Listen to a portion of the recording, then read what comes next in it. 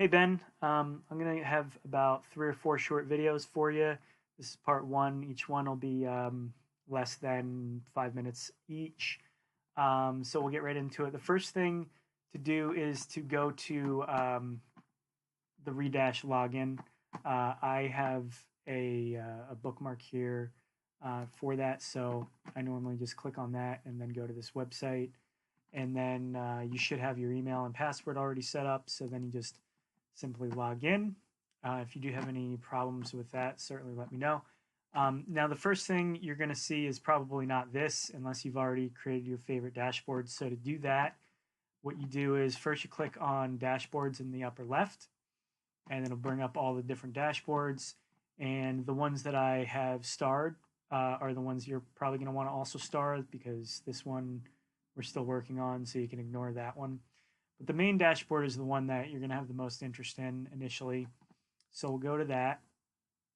And once this loads, going forward, if we want to move around within the platform and you have your favorites already marked, you can just click this little arrow and it'll bring the favorites down in this drop down. So you might remember this. I don't know if you do, but this is just kind of some summary statistics of the database. You can play with the map a little bit, see how many companies represented by the different countries, that kind of thing.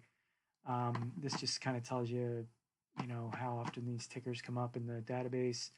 But the main thing is the company total score and the company score breakdown. So just to recap it, anytime you want to download any of these, just click on the 3 dots in the upper right corner here. Oh, sorry, in the 3 dots in the upper right corner of the table itself. And you can download as Excel or CSV. And then if you want to sort these, you just click on them and they'll resort from highest to lowest, lowest to highest, so forth. So the higher the score, what the scores mean, just to recap, each point represents either a failed company or a short target that this company has been connected to. And it's not really so much the company, but the individuals at the company. And this is a sum of the currently employed individuals that are at the company.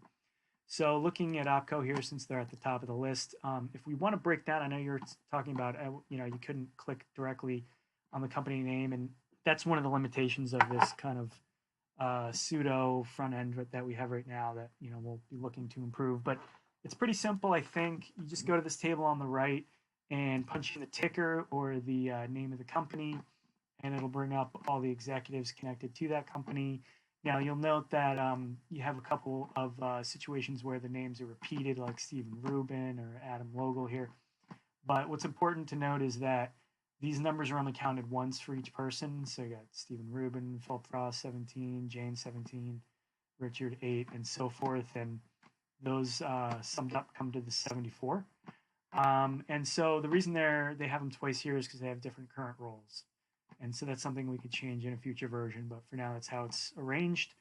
So if you wanted to look into this particular person, then the next thing we would do is go to a different dashboard.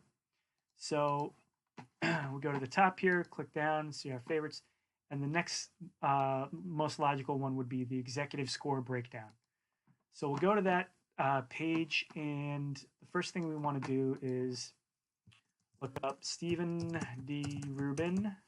And I didn't do it, but I would get in the habit of copying and pasting the names, just because you could have more than one Stephen Rubin somewhere in the database. There's a couple million people in here, so it's better to copy and paste in the name directly, so you have the right guy and not Stephen with a PH Rubin or something like that, which can happen. And we can see here the number of failures and the number of short targets.